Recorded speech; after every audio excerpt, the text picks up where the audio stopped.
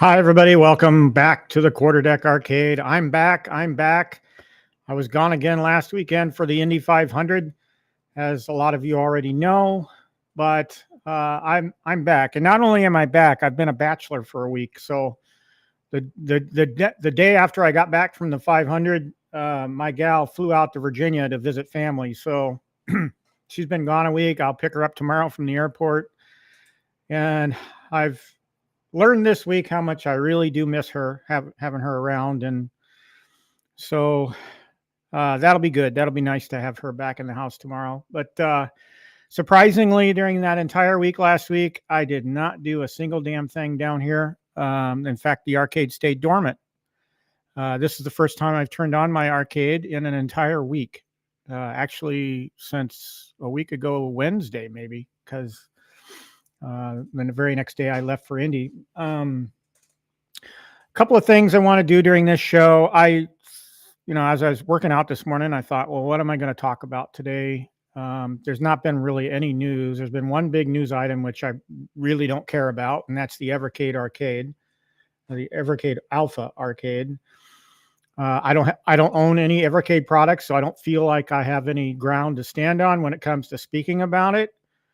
My personal feelings are, if you're into the Evercade line of products, this seems like a great product. The only thing other content creators have pointed out this week, no HDMI out, and that just seems kind of sad to me. I understand there might be underlying reasons why they couldn't do HDMI out, but still, even without that, it's probably a worthwhile purchase for those that are heavily into Evercade. I will say, I'm kind of intrigued about the Evercade handheld. I've been wanting to buy a handheld.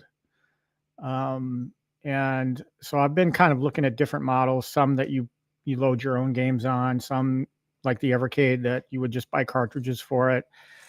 So I'm thinking about dabbling in the handheld market, because if anything has shown me, these 2 trips to Indy have shown me, is that I had a lot of downtime at the track and at my brother's house where I was staying. And so having one of those handhelds probably would have been pretty handy. So I'm looking at that. We'll see.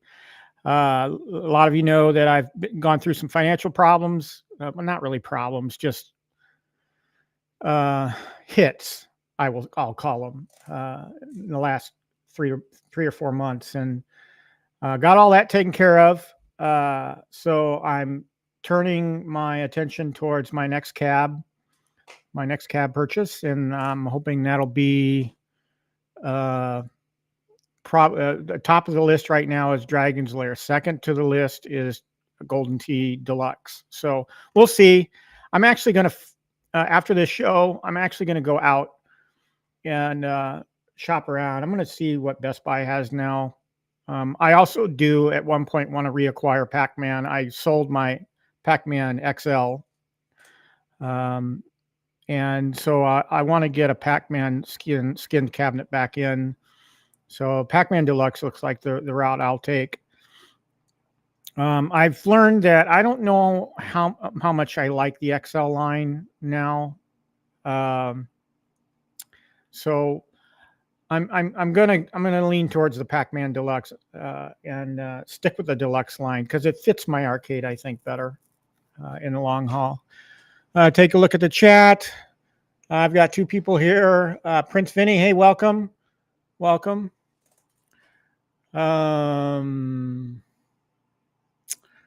See if I can answer some of these questions. I don't have my eyes on, and I have to look past this microphone. So good to see you, Prince. Smart switches, no. Some of you already know this. I am not a lover of smart switches, especially when it comes to Arcade 1-Up products. I am of the belief that surges to the cabinets are not a good thing, as we all know with the Arcade 1-Up Tempest or Atari Legacy Tempest skinned cabinet. That encoder board is prone to getting fried. My belief is some of it has to do with power surges to the cabinets, and So I don't like to force these cabinets into the on position. I won't do that. And I won't put them on smart switches. Some, now, I only take this position being, I only take this position because I don't want to do it for my arcade. I love the whole smart switch technology. I used to have a house loaded with X10. If some of you know what X10 is, I used to buy all kinds of X10 products, and I controlled them, lights, appliances, you name it, from my PC. I got out of that, a couple of times. I've moved a couple of times since then. I just never got back into it. So in the arcade, part of the experience for me is walking around and turning everything on one at a time. So I've gotten the process down pretty quick. I have 3 main power strips along each wall. I power those up first. Then I go around and then I power up the arcades themselves. If you want to do smart switches, you do you, great. If they work for you and you've never had a problem, great. I've tempted fate. I lost one encoder board on that Tempest, and the reason being is because I was testing breakers at the time. That arcade unit was still turned on or in the on position for power. So when I was testing that breaker and I tripped the breaker and then flipped it back into the on position, boom, blew my encoder board on the Legacy. So I'm not, I'll never do smart switches on my arcade. But again, you do you. If it's been working for you, great. I'm just not a believer in it.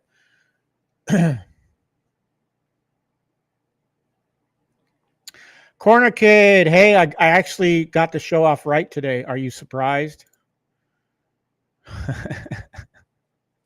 Yeah, I actually started the stream on time. You can be proud of me. And I'm surprised because I'm so damn rusty at all this. No, not India. No, I went to the Indy 500, Indianapolis. We shorten it to Indy. Dragon's Lair, no, that's on my list. I never had it. I have the Dragon's Lair 1/6 scale from New Wave Toys. That I have. I don't have the arcade 1-up 3/4, and that's on my list. So let's see. Power surges, of course, all my cabs. But I mean, yeah, Danny, if it's working for you, great. That Tempest behind me, I blew one encoder by testing a breaker. So, and I know I did that. So that told me that encoder board is susceptible to power surges. So I'm not going to do smart switches. And like I said, part of the experience for me is to turn these things on one by one anyway. So I like doing that. I won't be going the smart switch route.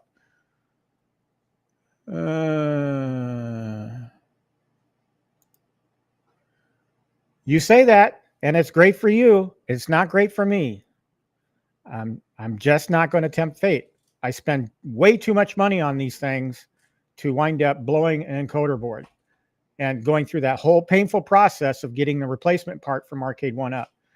I'm just not going to do it. So you do you. I'll do me. I told you I actually enjoy walking around and turning these things on. It's part of the experience. All right. Fireside Arcade, welcome to the show. Appreciate it.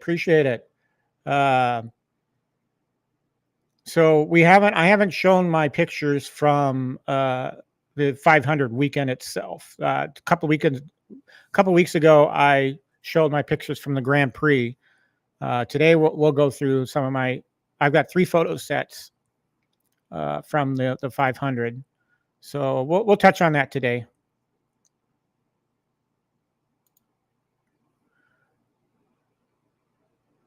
Yeah, well, maybe it's because you had it on a smart switch. Did you ever think of that? Just saying.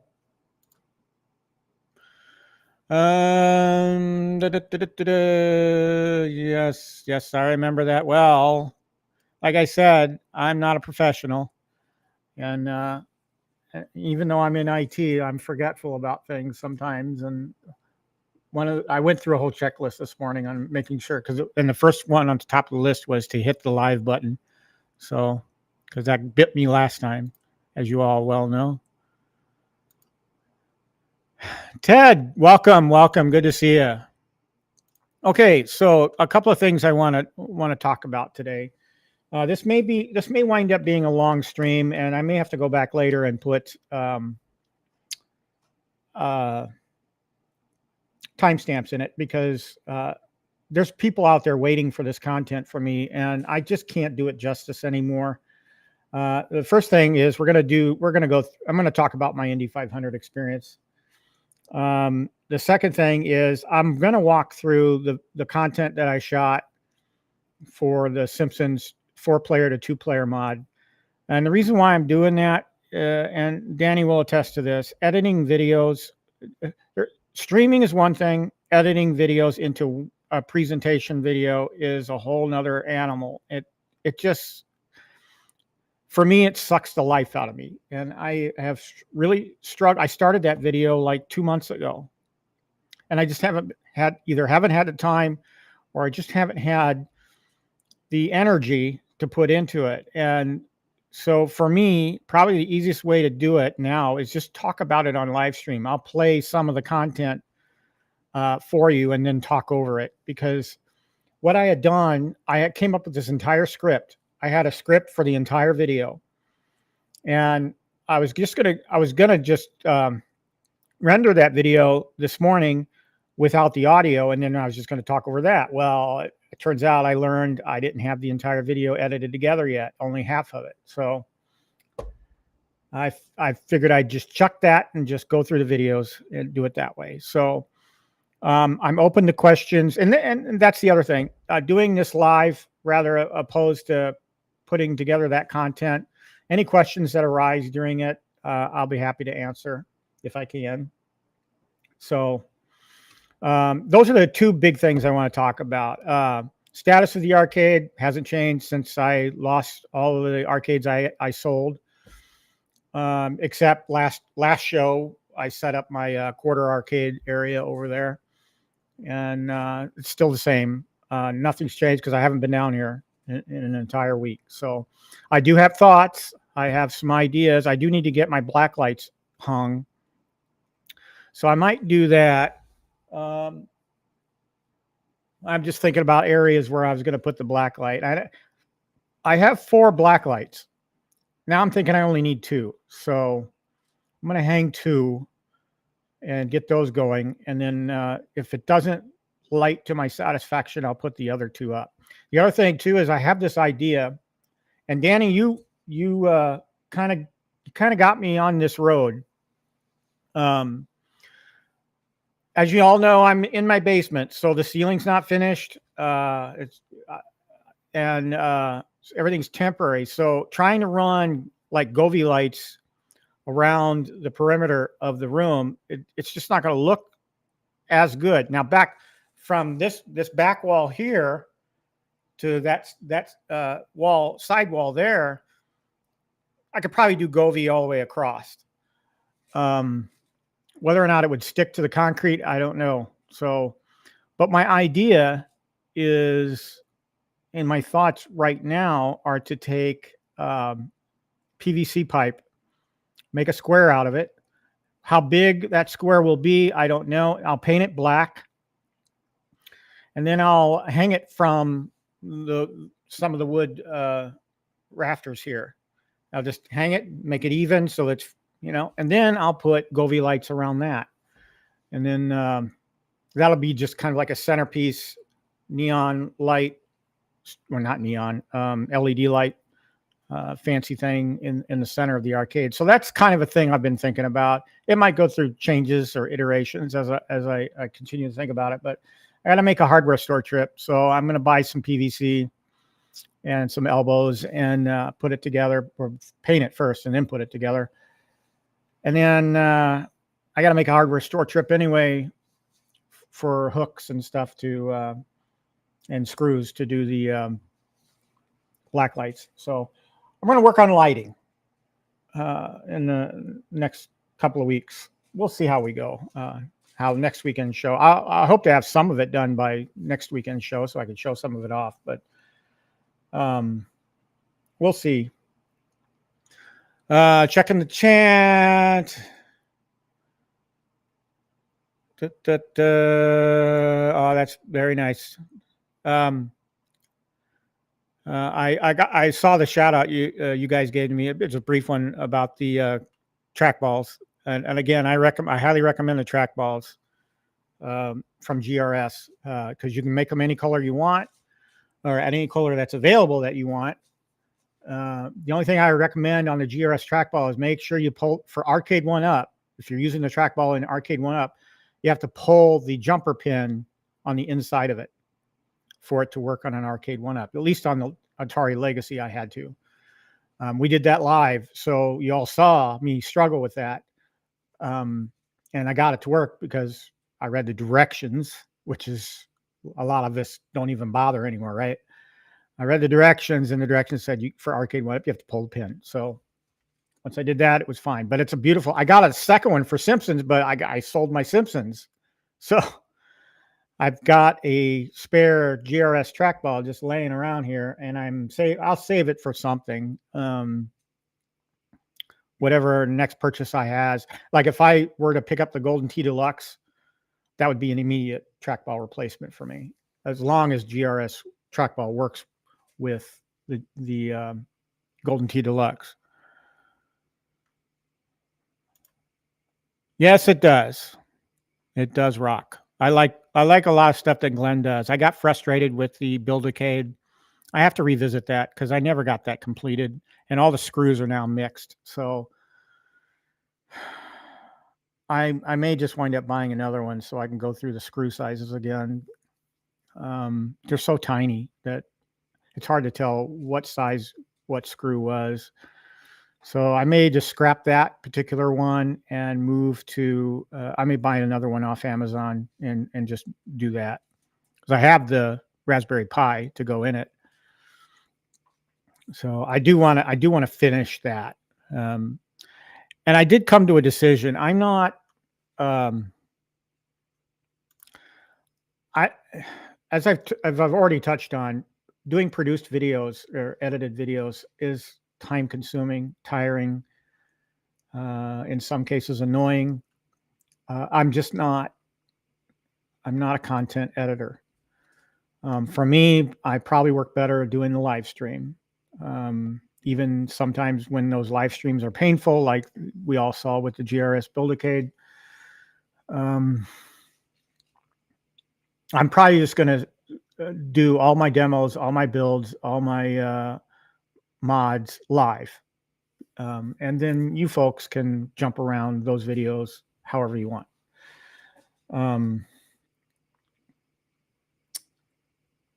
Hasn't been a very good week for me. One of the reasons I haven't been down here all week is I go to work. I had to go into work all week, and it's already a 1-hour drive there and a 1-hour drive back, and then I have to do an 8-hour day in between. So we're talking, I'm gone 10 to 11 hours out of the day.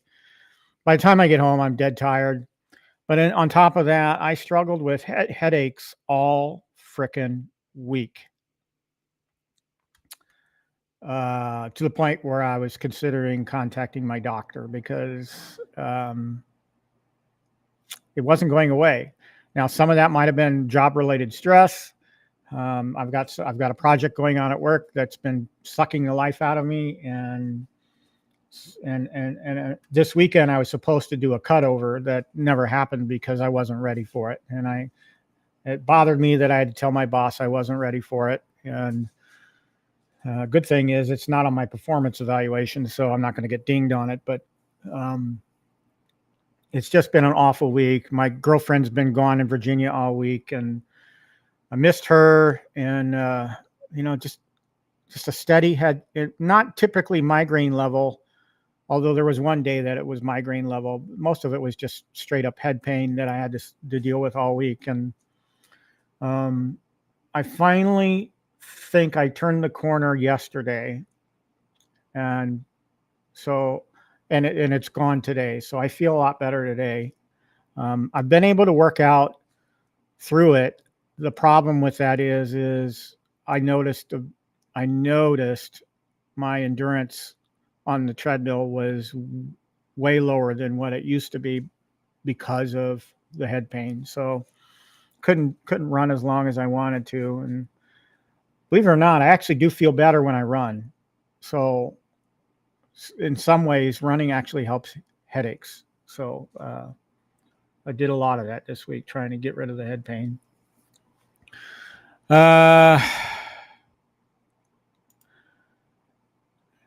Prince Vinny, no. I will get it again if they go on a fire sale again. I don't know. I don't know if I'd buy it full price. But if I see it on a good sale, I'll probably get it back because I love that cabinet, and it's easily modded. And I'd love to do another 2-player deck conversion. This time I'd probably go with 99 Lives Arcade's control panel. So no, I don't have a new Simpsons in the arcade. I actually went out yesterday and tried and was going to look. I went to Synergy, a local warehouse retail wholesaler, and I went there yesterday because they have the one side of the warehouse open that's pretty much rummage. No arcade 1-ups in there. I did go Friday to the other side, which is more of their retail location, and they still have the same beat up 1-ups that they've had left over. I said to PD7, I said, my gut feeling tells me that they don't get a whole lot of arcade 1-ups unless it's around the holiday season. So the best time to go to Synergy is probably January or February, after Christmas and after all of those things have been shipped back by whoever didn't want them. Anytime else at Synergy, the inventory is really, really screwed up. Now, I did look at the X-Men that they have there on hand. The box is like half empty. So that has me worried that there's something missing out of that box. That's a repack. I can tell the repacks from boxes that look like somebody just cracked it open and said, oh, hell no. And because it's packed the way it should be. You can tell by looking through the side handles whether or not a box looks like it's still packed as it was shipped. But the X-Men box, you shine a light in there. I mean, there's at least 24 inches wide of empty space in that box. And so I'm worried that if I was thinking about making an offer of $100 just to see if he'd go for it. And I wasn't feeling too good. So I just decided, well, I'll just wait. So.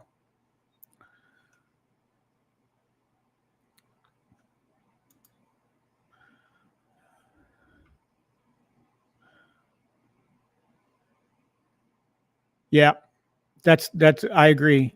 And it is all about doing or putting content out there the easiest way possible. I do this as a hobby, like many of my fellow YouTubers out there.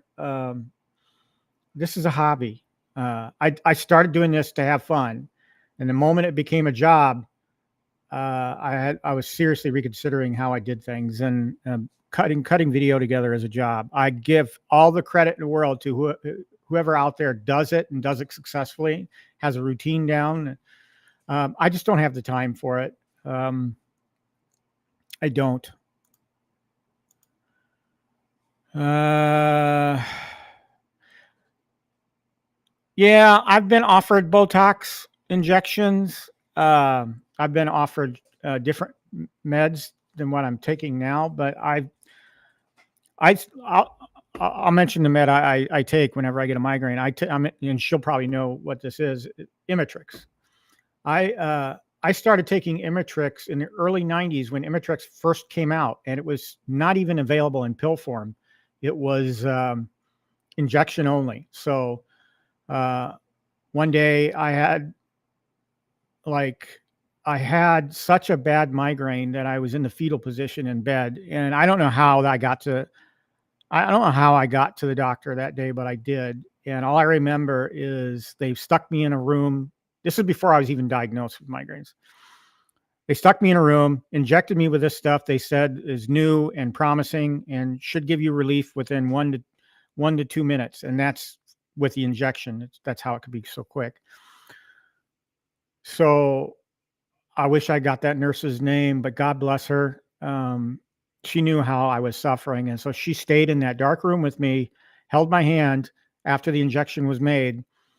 And within 1 to 2 minutes, I told her, I said, bless you. It's going away. I really appreciate this. And so I've been on Imitrix ever since. And it's hard to move away from Imitrix because it does work for me, but it sucks the life out of me. It does.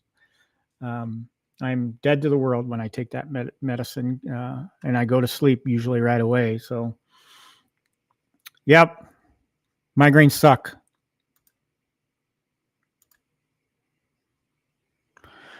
Prince Vinny, no. There's the only, I will go through the list of what they have because it's very short. They have a Pong head-to-head in the box that looks new in the box. I haven't inspected it up close, but they have a Pong head-to-head. They have a couple of the casino cades. One is on display, built. The other is still in the box. Again, I haven't inspected that box because it's not a cabinet I'm interested in. They have a Mortal Kombat 2 head-to-head that's built, but it looks like it's missing some things. So, in fact, it's missing the plastic deck protector. So that's a no for me. In general, I'm a no on head-to-heads going forward anyway, unless it's something that's a real banger. I don't want it taking up that much space. They also have that X-Men, which is a repack, and they have a Pac-Mania, which is a repack. Looks like it's missing some things, and they have they have a couple of Yoga Flames in horrible condition. The boxes are in horrible conditions. Now, you all recall I did buy a Yoga Flame from Synergy before I sold it. And that one looked like it was packed from the shipper. Same thing with Mortal Kombat 2 Deluxe. I got am I getting that backwards? I think Yoga Flame I got from a vendor. No, it was the Mortal Kombat 2 Deluxe that I've also sold since. But that one looked like it was, the guy opened the box and then closed it right away because he said, no way I'm going to build this. So it was brand new out of the box. So you'll get lucky sometimes. Most times you won't. I stop in there now probably once every month or so. But I don't anticipate them getting any more pallets of Arcade 1-Ups until after Christmas. So I'm not counting on it. So no Terminator 2. I actually bought my Terminator 2 cabinet from them. They did have one. They had a couple. When I bought my T2 cabinet, which is now that Space Invader skinned shooter cabinet back there, I bought it from them, and I think I paid $340 for it. It was around the time Best Buy was out of them, out of that $315 deal. So I figured I'd take Synergy up on their $340, and again, like new out of the box. So when I go to places like Synergy, I really inspect the packaging to make sure it looks like it's brand new. Now, I may take a chance on X-Men because I really want that back in my arcade.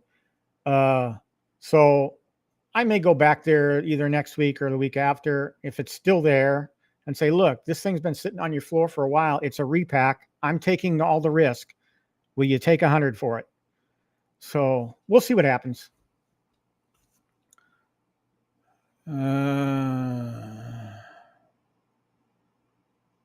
P-Dubs, welcome. Good to see you. Thanks for stopping by. Yeah. I actually got this because you showed it off on your show. So that's how I knew about it. And so I immediately went to Walmart and picked one up for myself. And they're cheap.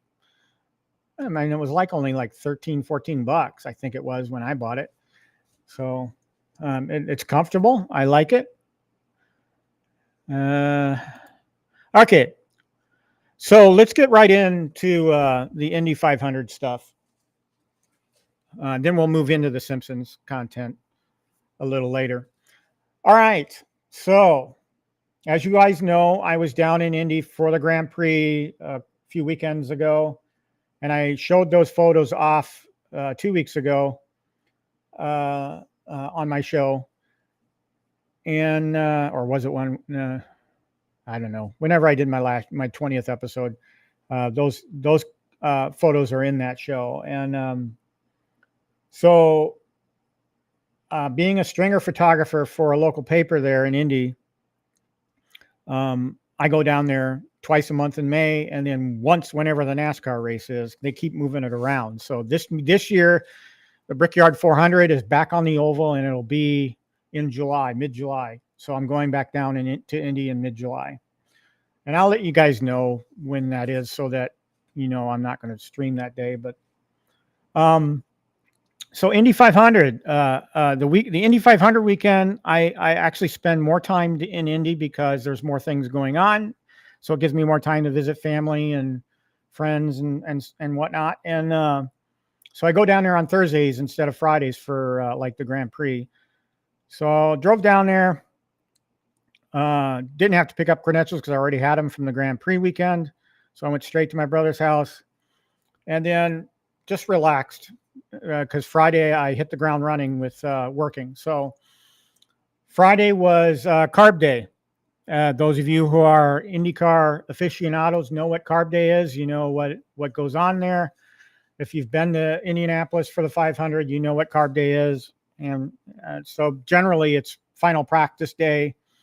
And then they have a pit stop competition on pit road. And that's my favorite thing to shoot. I love taking pictures. Sorry, shook the desk. I love taking pictures of Carb Day. So, and I got 4 pictures published, and I'll point those out as I go through them. Sorry, I gotta. When I'm doing all the talking, I need something to drink every now and then. All right, so let's see. Indy 500. Let's bring up my webpage here, and I do have a webpage. I'll put the link in the chat in case you guys want to go follow along. All right, that's the link to my Flickr page. I actually have a Flickr page of photos of all my, if you want to go back and look at all of my album sets for races that I've can't talk today, for races that I've shot. Okay, so 3 albums. Let's do the Carb Day one first. You can see my these 2 right here are my Grand Prix albums. And then I have previous years stuff. I've got NASCAR stuff and I've got IndyCar stuff. So, you know, you could take a look at those at your leisure.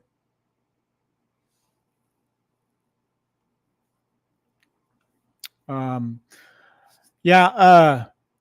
exclusive to Indy because I work for the paper there and they're not going to give me credentials anywhere else. Now I'm thinking about going to Road America next weekend up here in Elkhart Lake, Wisconsin, for the IndyCar event. Won't be credentialed, but I still get beautiful shots there. I have some Road America. Yeah, right here. Here's a Road America album from last year I went. And they're going to be at the Milwaukee Mile for a couple of races, a doubleheader weekend in August, the end of August, I think it is. So let's go through.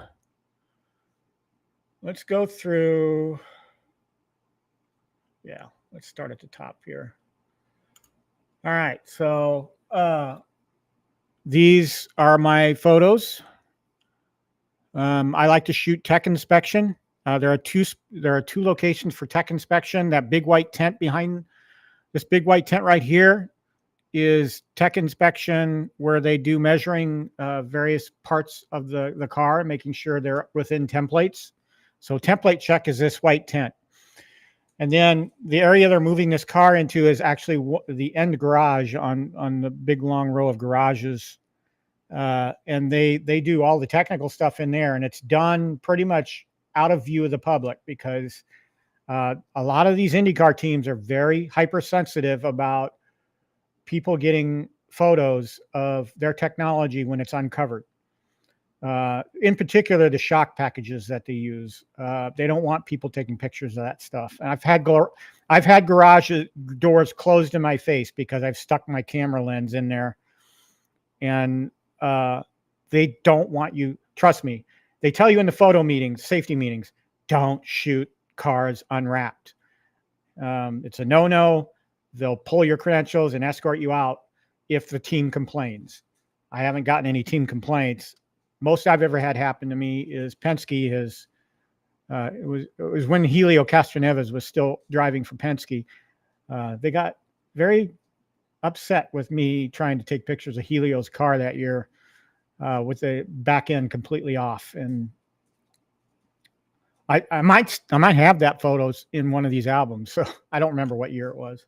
All right, so this is a car going into tech inspection. This is I don't have my eyes on, so that's the 5 car. To help identify the cars, let me make this. I'll take this off screen for a moment.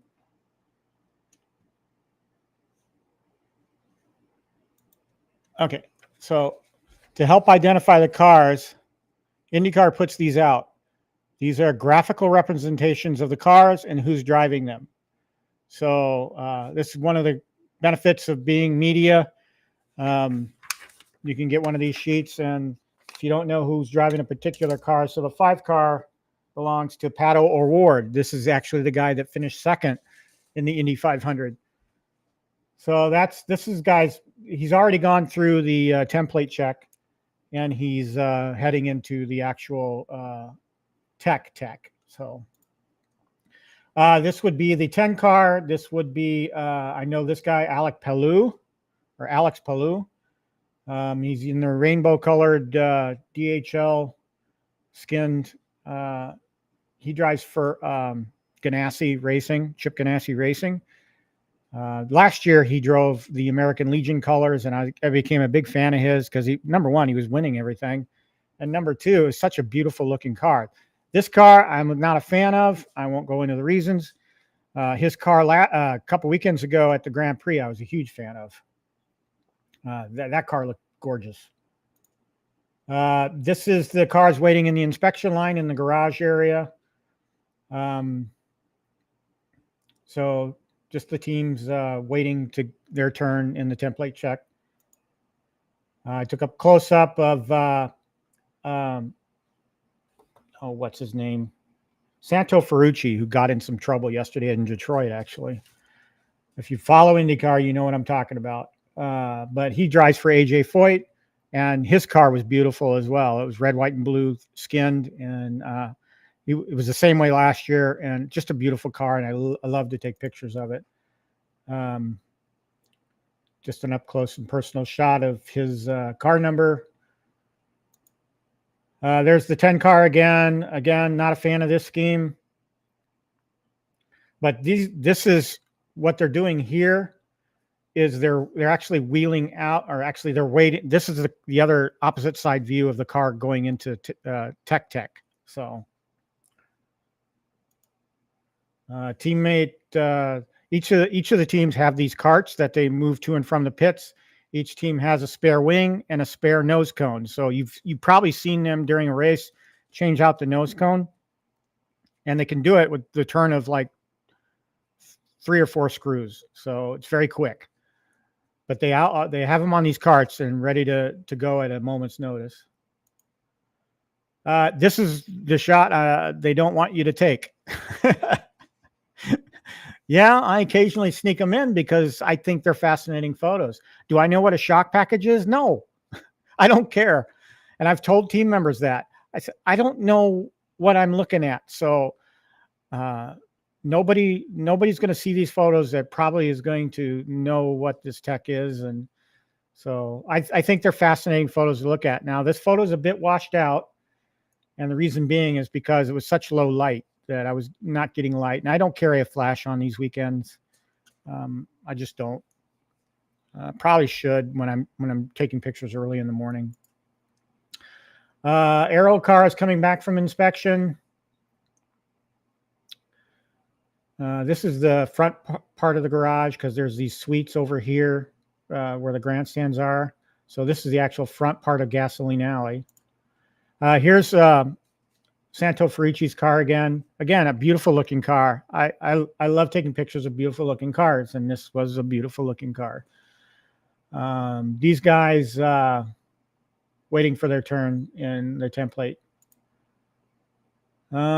This would be, I believe this is, yeah, Christian Rasmussen. He drives for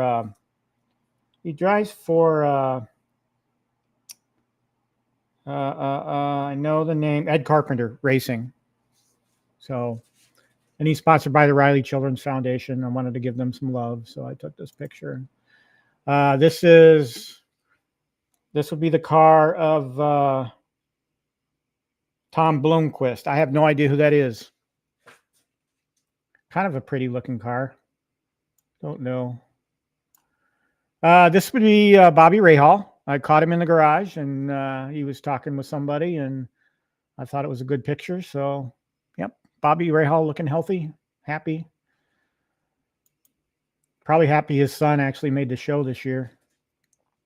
This would be the Good Heart Animal Health Center skinned car for Stingray Rob, another AJ Foyt car. I thought it was kind of neat with the paw prints over it and everything. So I took it. I actually like Stingray Rob. Nice guy. Another close-up shot of the cockpit. And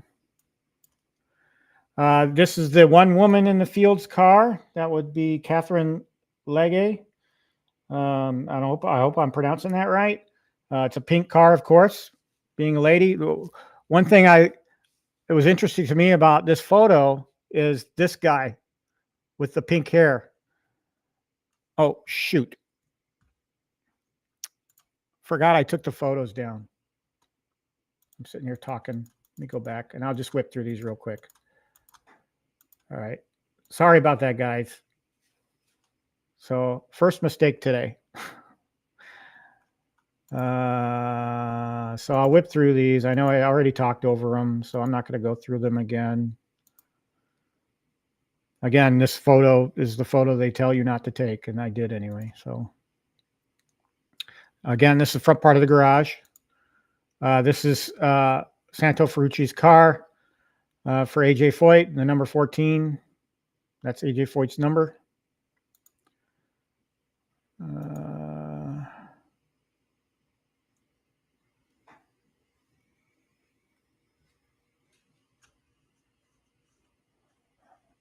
Okay, so Bobby Rahal, Stingray Rob car, and then the other Stingray Rob photo. And I think we're caught up now. Oh, well, I did talk about this, but this guy with the pink hair, this is why I took this photo. And because it's the only woman in the field, Catherine Legge. She did really well, I think, during the race until the car failed her. And that's sad. But I think she was having a good race up until that point. Another close-up shot. I got this shot because you can kind of see the wheel here. And then, of course, because the guy with the pink red hair, I just thought, okay, dude, you're supporting your team. Great. I don't think I'd ever do that, but more power to him. This would be Scott Dixon's entry, waiting for tech. I've always loved the color scheme on Dixon's cars. Yeah.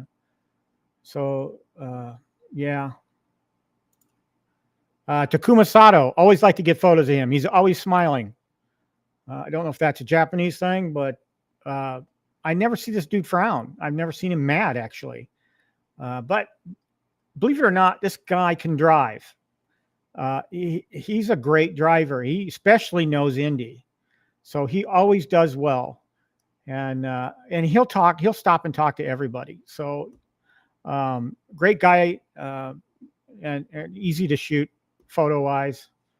But always happy. I've got one similar to this from like 10 years ago at Milwaukee. I got him on a scooter. So here's the guy, the man of the weekend, Kyle Larson. Kyle Larson drives in NASCAR, drives for Hendrick, number 5 car, and he was attempting the double this past or last Sunday. And fortunately, because of the rain delay at Indy, didn't work out for him. But he chose to stay and run the Indy 500 because let's face it, the Indy 500 is he may never get to run it again. So I'm hoping he does get to attempt the double. I will tell you this guy can drive too. This guy has natural talent to be a driver. I've seen him drive everything from sprint cars to stock cars, late models. And now I've seen him drive Indy cars. And from the moment he hit the track in Indy, I knew he was going to do well. The speeds didn't bother him. He did awesome. So I'd really love to see him come back to Indy. Now I forget where he finished. Oh, what did him in was a pit stop error. He sped on pit road, and that's a no-no. And if you get a penalty at Indy, it just kills your race. It does. So he was running the top 10 the whole race, as I recall, before that happened, and he was screwed up. But this particular, he was being interviewed outside the media center. One thing I noticed about him is that he's incredibly short. The dude is like jockey short, and made me really think about what it takes to whip these big ass stock cars around and these Indy cars. He's got to be in great physical shape or physical endurance shape to be able to handle that. And for the size that he is, I'm just simply amazed. Okay, so this is the display car they had in the fan area, the area between the pagoda and the media center.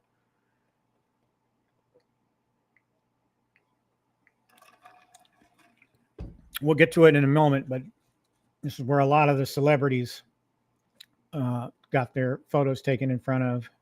I shot this from the second floor of the media center. Roger Penske, the man that owns Indianapolis Motor Speedway now, is a team owner of Penske Racing, and he actually owns IndyCar now too. So wandering around, he's wearing his past winner's jacket, being a team owner. This is Ed Carpenter. Again, washed out because the lighting was so terrible. I tried to fix it, but as best I could. So these are the gas pumps. And they occasionally fuel up there, but I haven't seen one actually do it yet. But the line can stretch past the gas pumps for template tech, and this car was parked there waiting its turn. These are the side pods and the top cover for the number 8 car that's now carrying the American Legion colors. Christian Lundgaard. No, Linus Lundqvist. Sorry. I don't follow, even though I'm a member of the American Legion, and I love the colors of this car. I just don't know who that guy is, and I don't know how he's not as good as Alex Palou was. I wish Alex would have stuck with these colors, but not my decision. Again, another photo you're not supposed to take, but it's the American Legion car, so I shot it. Just fascinating, all of the intricacies of this engine pod here.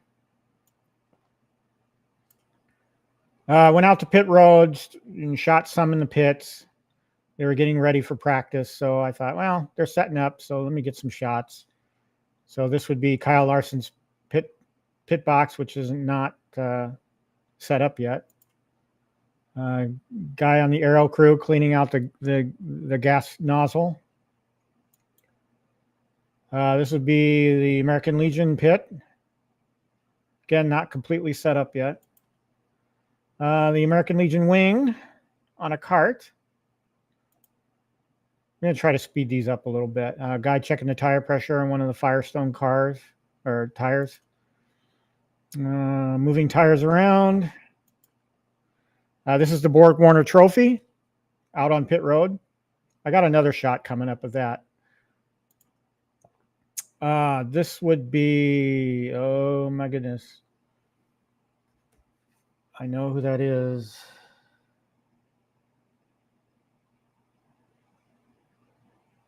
I want to say it's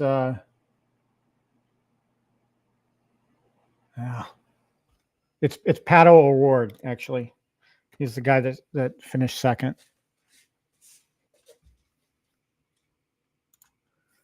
This would be Rosenquist.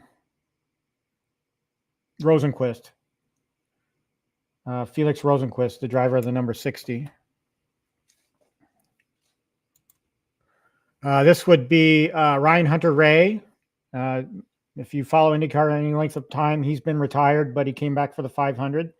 Driver of the number 23. So he's kind of a one-off run. He's not a regular in IndyCar anymore. He used to drive the DHL colored entry for, I believe it was Andretti. Don't quote me on that. This is a few shots of practice.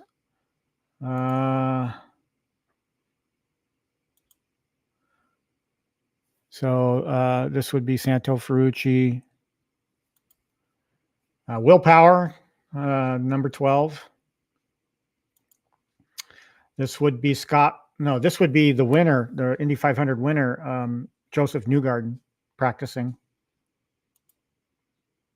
And believe it or not, Kyle Larson was actually the fastest, I believe, during final practice. So this is the pole winner, Scott McLaughlin. I always loved this color scheme. This color scheme dates way back, going 30 years, to the Pennzoil Chaparral that Johnny Rutherford used to run. This is Catherine Legge out running some practice laps. And Scott Dixon.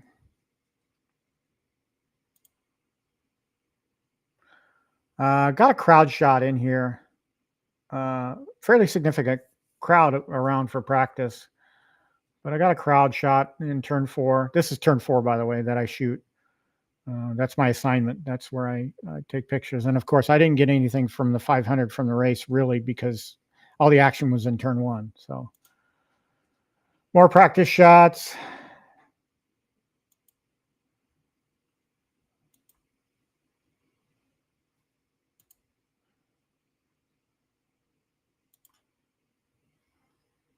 Yeah.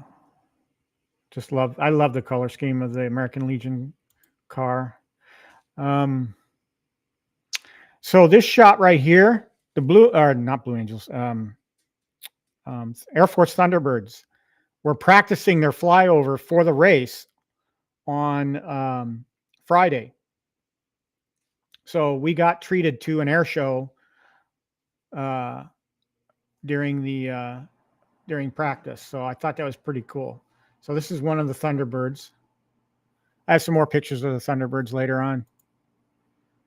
Now we're getting into some of the fun pictures. This is after practice, they set up for pit stop competition. So I get lots of other pictures. Here you see the Indiana Pacers cheerleaders. If Jim, the Pacers fan, were here, he'd probably like these.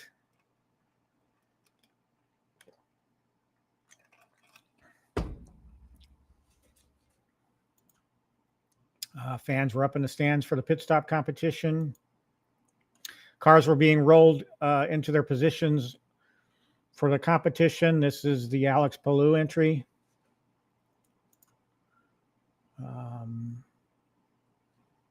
Yeah, the 5 car. So that would be Pato O'Ward's car. Who drove Hy-Vee? That would be Christian Lundgaard, the number 45. Joseph Newgarden's car.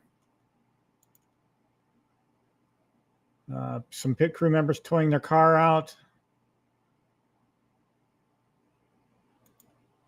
This is Joseph Newgarden himself walking out to his car. And then the competition began, and these are running heats, so there's like a bracket, and the winner of one bracket moves on to the second bracket, and so on and so forth. So this was Newgarden versus I forget, I can't even make out the car, but Newgarden won this particular round. What I really like to try and look for and get in these photos are crew reactions. So anytime I see jumping around or high-fiving or whatever, I really try to zoom in and focus on the crew. I also like to try to get burnouts. Sometimes these guys, when they pull out of their pits, they burn out and they generate a lot of smoke. That would be Joseph Newgarden after his run. This would be Christian Lundgaard crew going to work. That's Catherine Legge. She was looking dead at me. I think she was kind of wondering why the hell I was taking a picture of her. That's kind of what the look looks like. She gave me like an evil look, and I don't know. So I kept it. More runs. These were teammates going after each other. So the 77 of Romain Grosjean and Augustin Canapino in number 78. So those teammates were going after each other.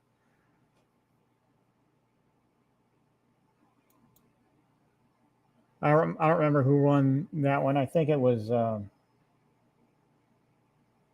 Grosjean that won. Yeah, it was. So Alex Palou is going against somebody here of one of the Andretti cars. 27. That would be Kyle Kirkwood, who mixed it up with Santo Ferrucci yesterday in Detroit.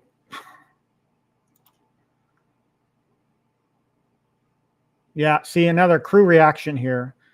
This is what I like to get. And so he was pulling away and the crew was reacting because they knew they had won this particular heat. So I like to get that crew reaction. Obviously, he's smiling, so he knows he won. So this is Alex Palou right here.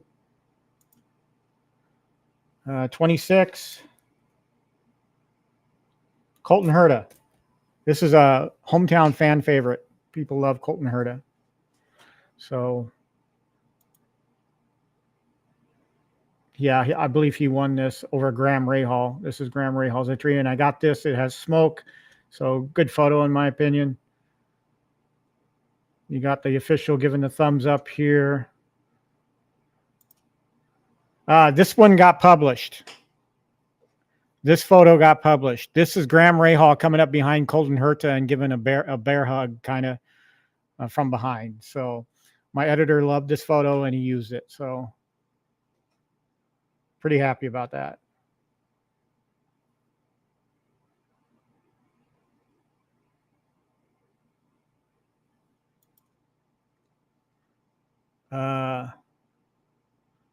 This would be Pato Award's team again, moving into other heat rounds. And he won, so he moves on, gives the okay sign. Wish the cameraman here wasn't in the picture, but when you set up for these, don't really have a lot of control over movements of people and such. This one got published. So, yeah, the Indiana Pacers cheerleaders, and this was a good shot. So he used this one as well. And so cha-ching. I mean, I don't make any money off these. My reward is getting credentials and getting to see the race. So, but that photo got published. This one did not, but I love this photo too, just for, them doing the choreographed movements. And this, I caught this particular moment and I love this photo. So this may become a poster at some point for me.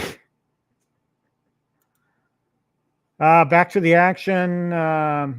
Willpower's team. He did not win. I don't know what was going on with his crew, but they just weren't on top of their game. Yeah, Joseph Newgarden beat his teammate. And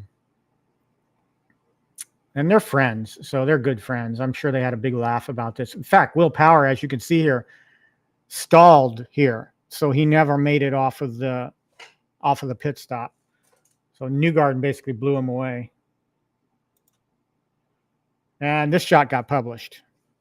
So this is my third photo being published from Carb Day. And this is him looking back at the scoring pylon or scoreboard, trying to see what happened. Or he's actually looking back at Will, trying to figure out what happened to Will. There's Will, not looking too happy about what happened. This is Christian Lundgaard again, going to work. And this is this would be Roman Grosjean. He won the heat. And Scott Dixon. And Dixon won this round. He beat Alex Palou. Dixon's always good at these. So Alex is just going around giving his team high fives or, fist bumps. I shot this from behind in the stands through the fence. So you kind of can't see the fence. When you shoot a camera through the lens or through the fence like this, sometimes the wiring framing is in the picture, sometimes it's not. I kept this one because this guy right here is the track president. That's I can't believe it's escaping me. Oh, I know this guy. Maybe you guys can help me out, but he's a popular guy. People love him. In fact, there's a T-shirt floating around there that weekend of "He is my president." He is my president. So he's a very popular guy. Always wears these snazzy suits, different suits, and well liked by fans everywhere. Another round of action here. Paddle Award wins. Graham Rahal. This is Graham. Happy he made the race. The mascot, the Firehawk mascot. High-fiving a fan. Then we're starting to get into the nitty-gritty. Dixon versus Paddle Award. Dixon's crew. And you can tell by the reaction of the crew here. Again, this is one of the reasons I like taking these photos. Crew reaction. He won. He beat Scott Dixon. And that's Scott Dixon basically saying, it's only a pit stop competition. I'm not worried. This is my fourth and final photo published from that day. This is the Joseph Newgarden team going to work. Beautiful paint scheme on this car. And again, crew reactions. Not the best, but still reactions. He won. More crew reactions. And this is him. He won the entire event. So he actually won Carb Day's pit stop competition, and he won the Indy 500. So that's my last photo from this album. And I'm sorry it's taking me so long to get through these. We're at an hour now, I think. So very sorry about that. I'll try to speed up. So that's my album for Carb Day. Now we'll go to a brief one. The public drivers meeting. Saturdays before the 500 are typically known as Legends Day. And usually I don't go to that. I usually go to the Indy 500 parade, which is downtown in Indianapolis. That's been a tradition for the last several years. Unfortunately, I couldn't go this year. The friend I go with is struggling with health issues in his family. So we didn't do that. So I decided to go back to the track for Legends Day. And they have two drivers meetings. One, they'd have a private drivers meeting where all the technical stuff gets talked about. The public drivers meeting is for the fans, so they get to see all the drivers together. Some of them get interviewed, and so that's just for show, really. This is a group shot of all 33 of the qualified drivers for the Indy 500. Here's Kyle Larson right here, front and center. Joseph Newgarden, the eventual winner, right here, and Will Power. Over here is Graham Rahal, kind of looking off into the distance. Don't know why. The pole setter here is Scott McLaughlin. Roger Penske and Johnny Rutherford. Just an odd shot, but it's the only one I got of them, so I used it. Borg Warner Trophy. I told you I had another one coming up of it. This is the actual Borg Warner Trophy. Each winning driver gets his name emblazoned on this trophy. So Joseph Newgarden, since he won his second, will have his face on here twice in a row. This will be Kathleen Legge. This is, I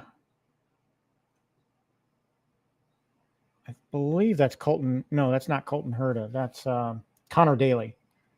And the 500 energy guy is Pietro Fittipaldi. So I believe he's Emerson Fittipaldi's son. Helio Castroneves, always popular at Indy. I think he's going to run Indy until he physically can anymore. So eventually, I hope to see him pick up his fifth, and he'll be the only driver to have 5 wins at Indy. But we'll see. Joseph Newgarden is going to be chasing him, so he's got 2 now. Mario Andretti, always around Indy at this time of year. This is the track president, Doug Bowles. That's his name. I just jogged my memory. So there's a shirt going around the weekend that said Doug Bowles is my president. And I wanted to get one, but I couldn't find it. None of the places I went to had it. So, but as you can see, he wears pretty unique suits on the important days anyway. Kyle Larson, you can see this little box here. Every driver got a ring, 500 ring for qualifying for the 500 from Jostens. Here he is, Doug Bowles talking. And here's Kyle Larson looking at his ring. Now, what I focused on here is the fact that he was staring at that ring, what was on it. And you can kind of tell what it meant to him. So I can kind of see why he made the call to stay for the Indy 500 after the rain delay, because it clearly meant a lot to him to get this ring. So happy to see him get it. Graham Rahal got up and talked about how stressful it was qualifying for the final row. He didn't make the race last year, so he talked about how much he appreciated making it this year and appreciated the fans. And Helio gets around at the mic, always a fun character to shoot. A lot of hand gestures, a lot of motions. Ed Carpenter. Kyle Larson got to talk. So he got to talk about the double and what it meant to him. So again, short dude, very short dude. This would be the IndyCar rules guy. So he's going over his spiel to the drivers, what's expected of them on race day and such. But it was I'm sure it was much less technical than it was in the private drivers meeting. The pole sitter, Scott McLaughlin, got to speak. Here's Will Power kind of joking around with Joseph Newgarden. I don't know what Will was saying to him. I'd love to know something about Scott McLaughlin, because this was right around when he was talking. And they presented the pole sitter with a special ring, a pole sitter ring. So this is that group shot of them. This is Alan Bestwick. Those of you familiar with NBC's coverage of the 500. Alan has moved on to being the track announcer at Indianapolis during race weekends. So I don't know if he's still doing broadcasts. I think he is uh, for NBC, but don't quote me on that. I don't watch too many events anymore, but always a good character. I've met him a couple of times in the elevator in the media center, and is just a fun guy. So um, he's taking over track announcing duties for the other broadcaster, the ESPN, Bob Jenkins, who passed away. So Bob Jenkins died, and Alan Bestwick got to take on his role. All right, so so now we're going to get to the real album, the album of the weekend. I'm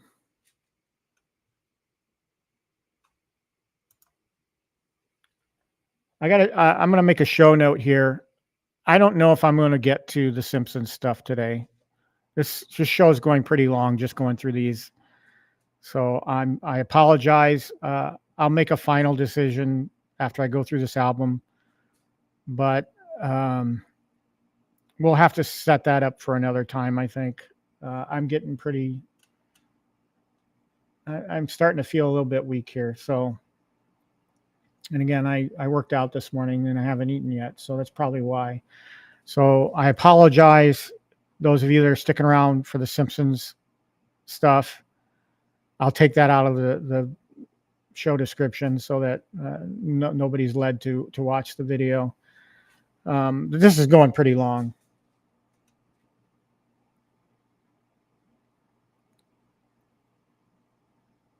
If you want me to do anything different, I mean, let me know in the chat. I'm starting to lose it here. All right, so let's go through my race day photos, and I'll talk a little bit about race day. As you know, weather moved in, but we had good weather throughout the day.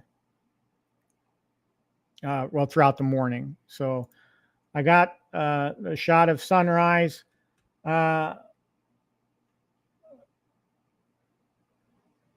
If you've never seen, let me see. I'm going to take that down, and I'm going to bring up.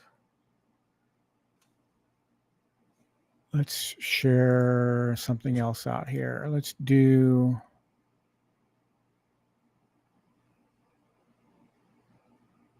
Where's Google Photos? Where's my Google Photos window? Windows everywhere. Photos. There it is. So I'm going to show a video. If you don't know about Indy traditions,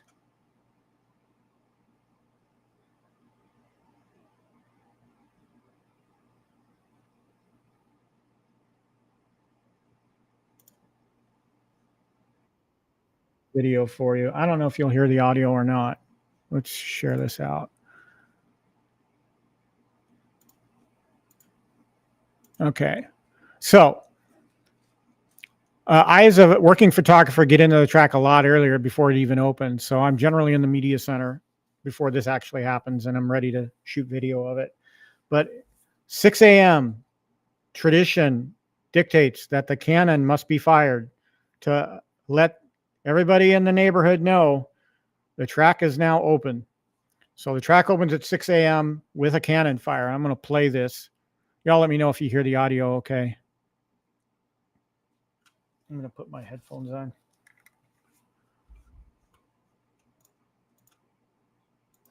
No, I'm sitting here pressing.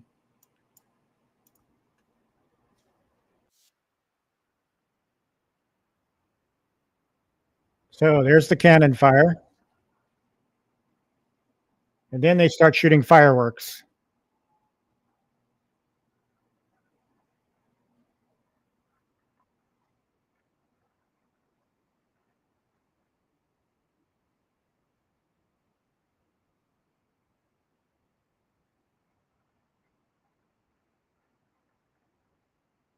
Always love a good fireworks show.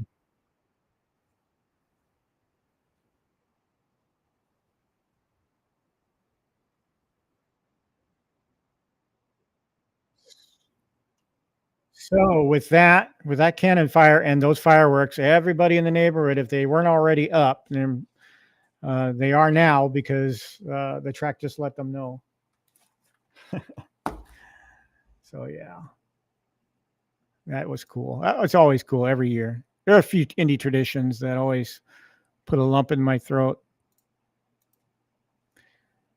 Go back to the pictures.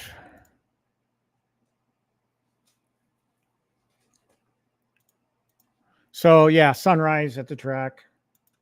They have to go through inspection again before the race. So again, tech line. This is Catherine Lege's car in the tech line. This is a shot of Gasoline Alley that I didn't show in previous sets. This is looking straight towards the track, and you got the big Gasoline Alley sign right here.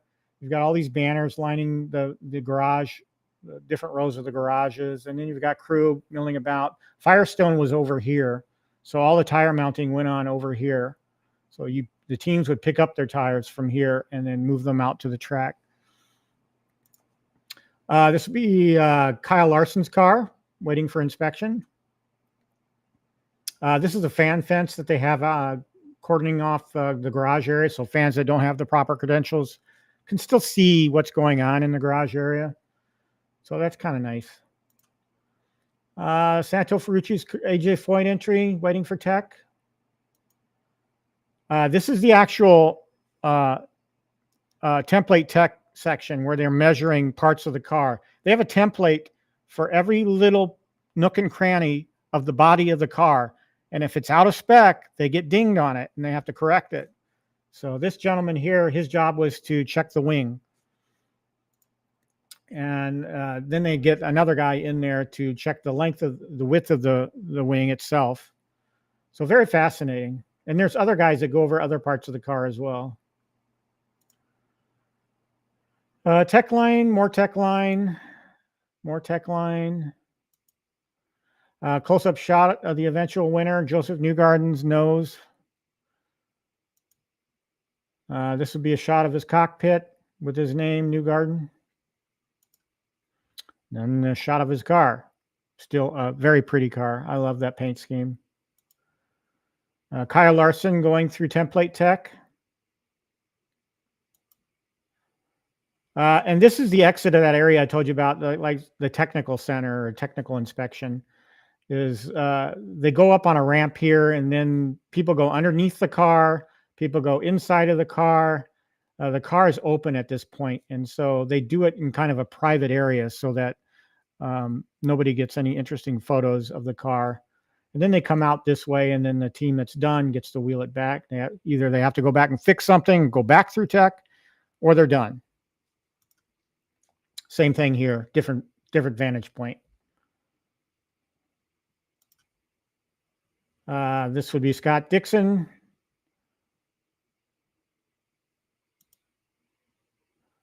Kyle Larson coming back from tech and going back into the garage.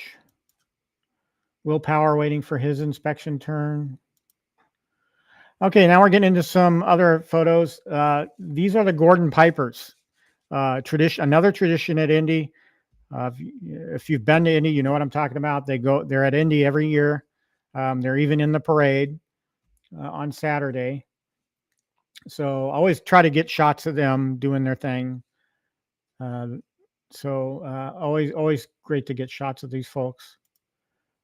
Close-up shot of a bagpiper.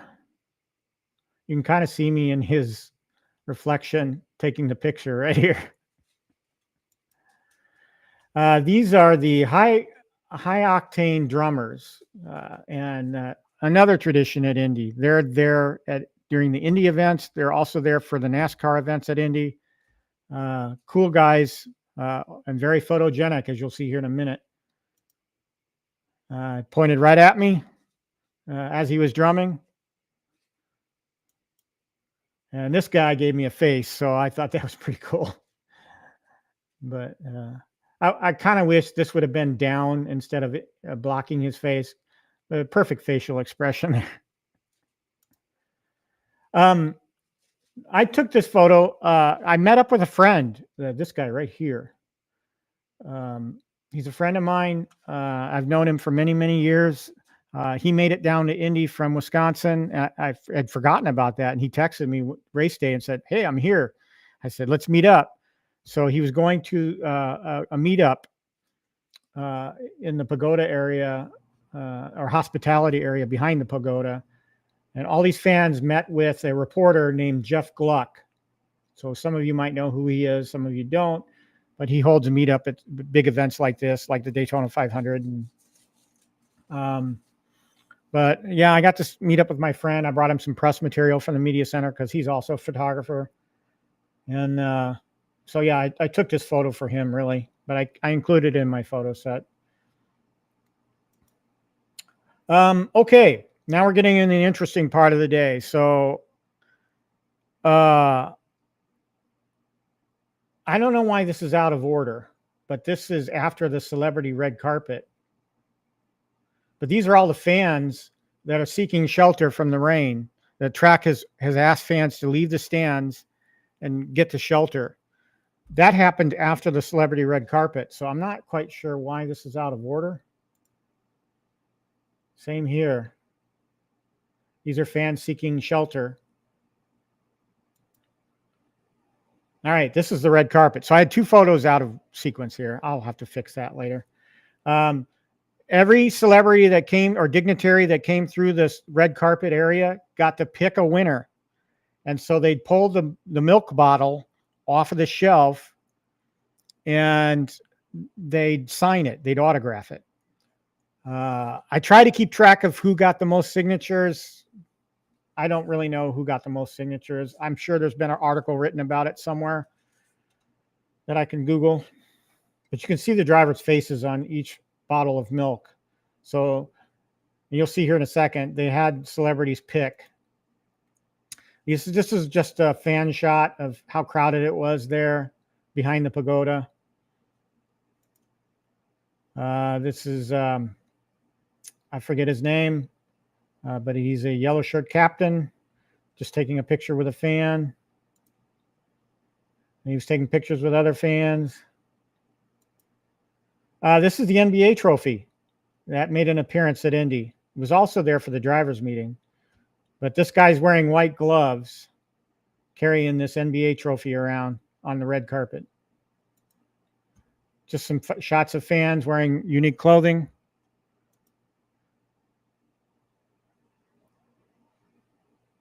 A young fan. This is the some of the, not all of the Thunderbirds, but most of them. And what struck me is they have two women on the Thunderbird squad now that are really short, and they're hustling $1 million aircrafts around in formation. And I was really impressed by that. It takes a lot to be a Thunderbird or a Blue Angel pilot. And so I give them a lot of credit. So they made an appearance on the red carpet before they did their flyover. Here's a group shot of the entire team. So the people in the blue are the support team that takes care of the aircraft. And these are the Thunderbirds right here. So you see these two short gals. I'm really impressed by their size and their ability to handle $1 million aircraft, multi-million-dollar aircraft, really. So that was my group shot of them. Again, the mascot hamming it up on the car. Some of these people, I have no clue who they are, but I shot them because people were screaming at them, and I'm like, okay, I'll take a picture. So I don't know who these two are. If you do, please let me know in the chat. Just a unique shot. World War II veteran here. I don't know his name, but he had an entire support crew behind him. This would be Philip Phillips right here being interviewed. The singer. And then this would be the Back Home Again in Indiana singer, and I forget his name. My brain's starting to dysfunction now. That's another shot of him. Back Home Again in Indiana. He replaced Jim Nabors singing that. Philip Phillips hamming up for this little device right here, which is a thing that he stands on a platform, and then this thing spins around him and takes a 360 photo of him. So he was hamming it up.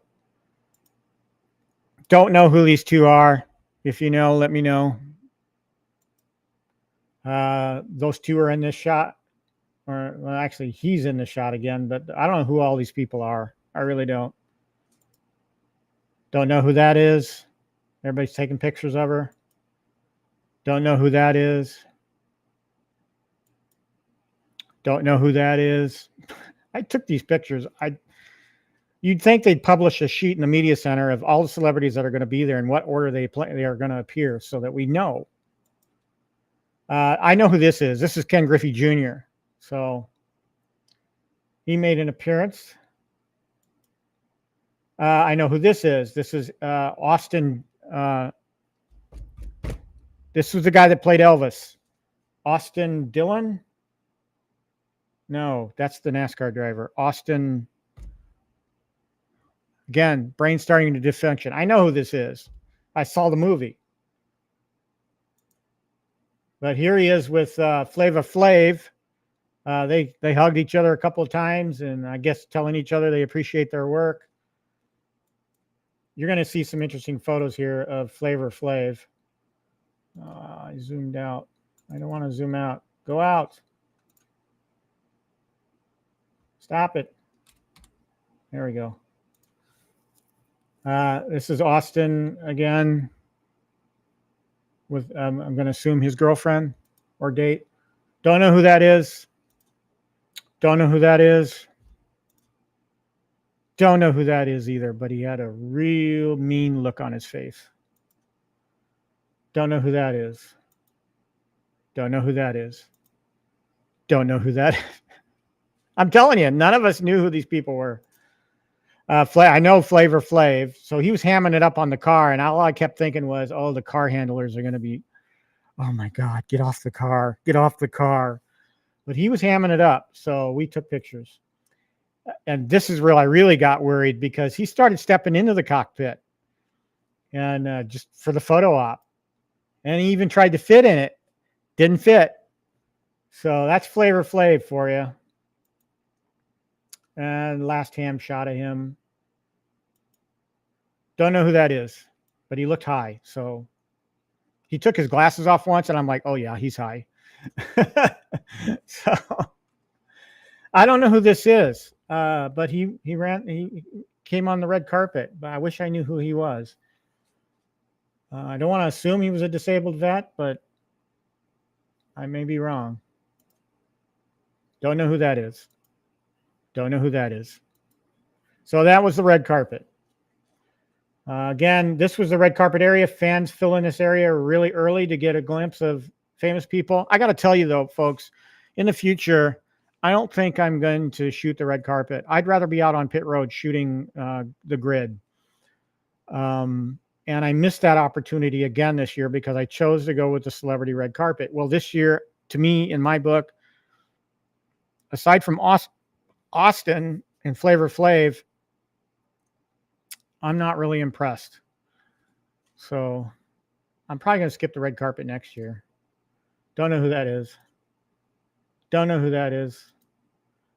I believe this was a wrestler, but I don't remember the name. Don't know who that is. That's Jordan Sparks. That I know. She's the one that sang the national anthem, and she did a wonderful job. Now we're back to the weather, because after the celebrity red carpet is when the rain moved in. So again, fans going to shelters, from shelter, whatever. The tunnels were busy. This is the Purdue marching band members waiting to seek shelter. And this one saw me shooting her picture, so she hammed it up. So did this one. And this is a shot, and this is not the greatest shot, but I kept it in the album because it kind of describes what the underneath the stands looked like during the rain delay. The Purdue marching band is right here in the middle. You can see their big drum right here, but the fans are underneath the stands all the way down the length of the track. So kind of all the photographers are trying to get that shot, and I got a feeling they struggled with it because none of them had flash. So neither did I. So I tried to work with this photo a little bit, trying to brighten it up a little bit, but that's what it looked like, at least under the stands along the front stretch. Another shot of fans seeking shelter, but still buying stuff from the vendors. This is when the rain moved in. So yeah, it got wet there for a while. And to further describe that, I have another video. So let's go find that video. It's a short video.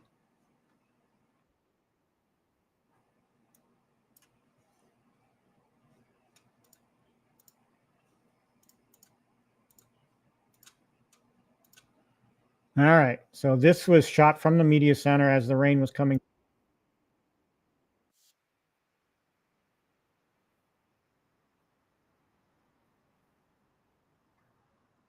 But it was coming down really, really hard. And as you can see, most fans had found their shelter somewhere because they were gone. So anyway, that's that video. Go back to the pictures. All right, I'll try to wrap this up, guys. I know I've gone long here. I didn't expect this to take this long.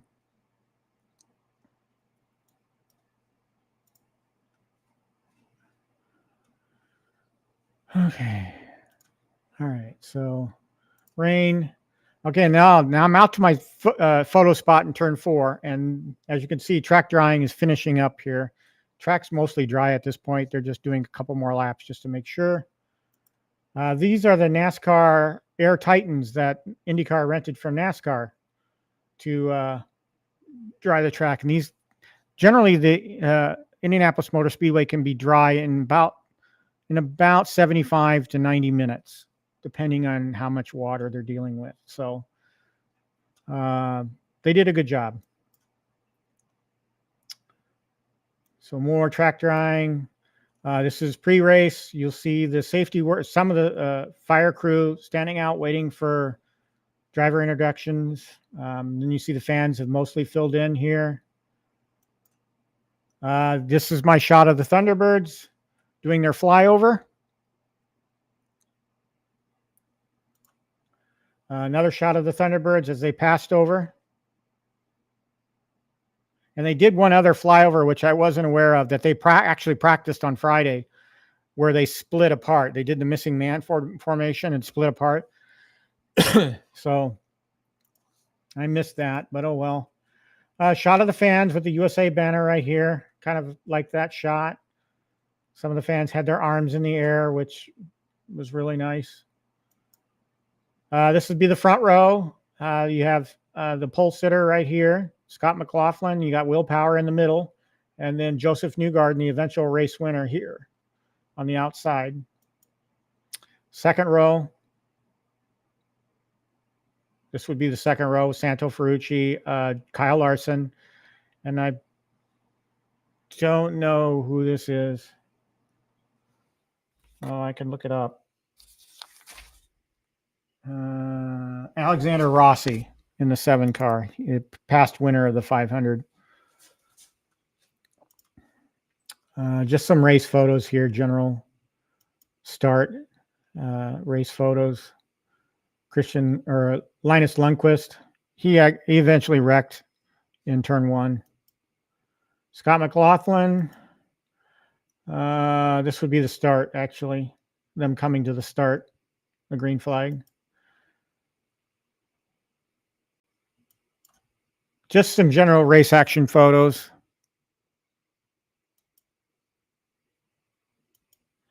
And generally, when they start to get single file, that makes for a boring race photo. So we generally, those of us in the turns taking race action photos, we don't shoot a lot of the action because there's there'd be single car photos anyway. Unless it has an interesting crowd in the back, we won't shoot it. So passing and accidents are what we generally shoot. Not a lot of passing in turn 4 and definitely no accidents. So I didn't shoot a whole lot of the race. This would be Kyle Larson. Again, had a great race until he made that pit mistake.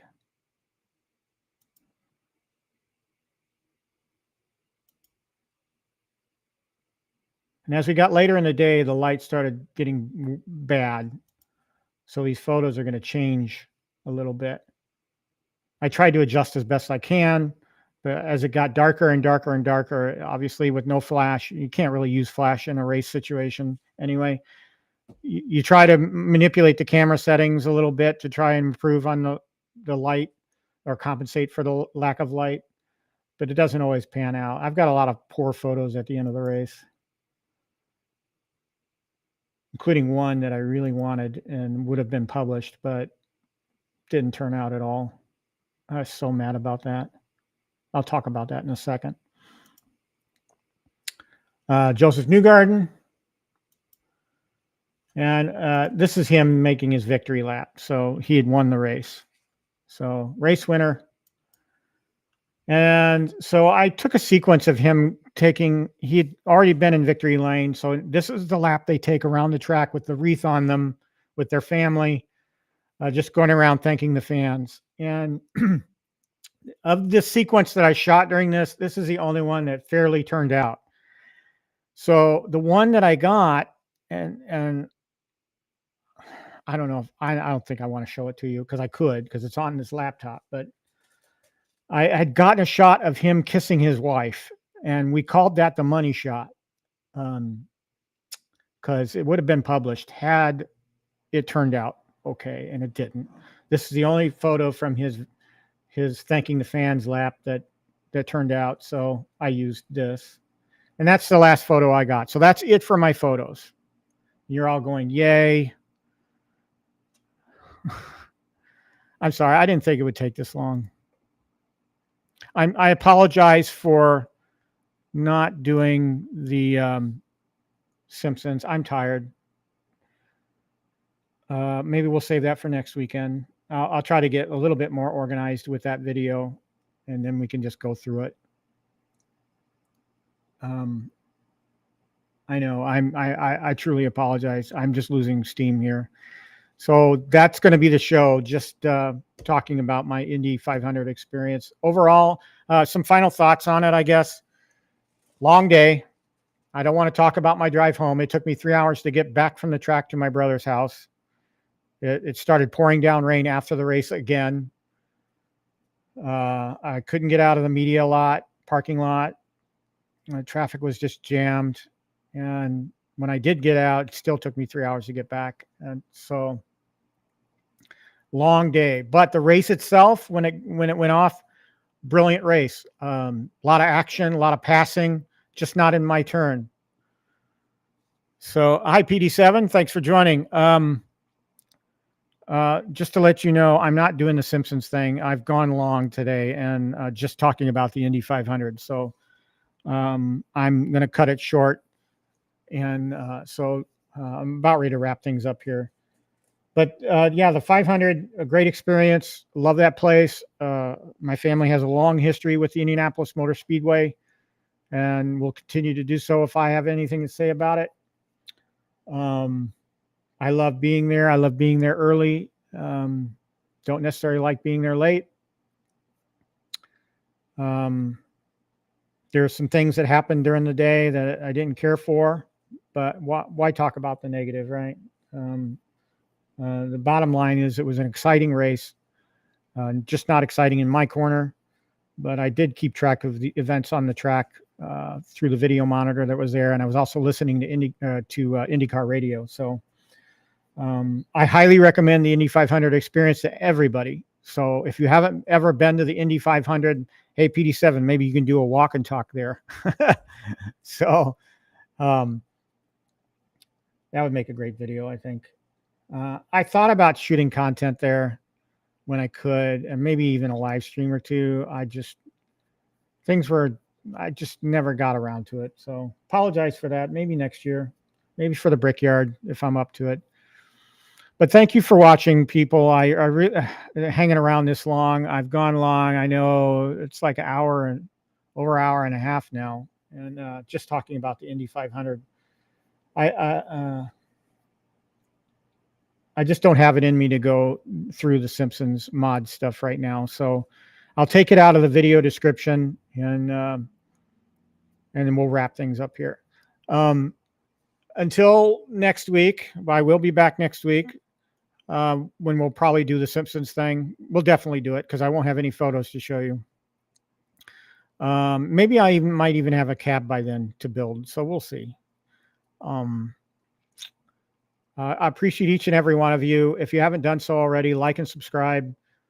Like the video, subscribe to the channel if you haven't. And I appreciate each and every one of you who've already done that. And I'll see you next week. Until then, have a great week. Stay safe, stay healthy, and I'll see you next week. Thanks for stopping by. I really appreciate you.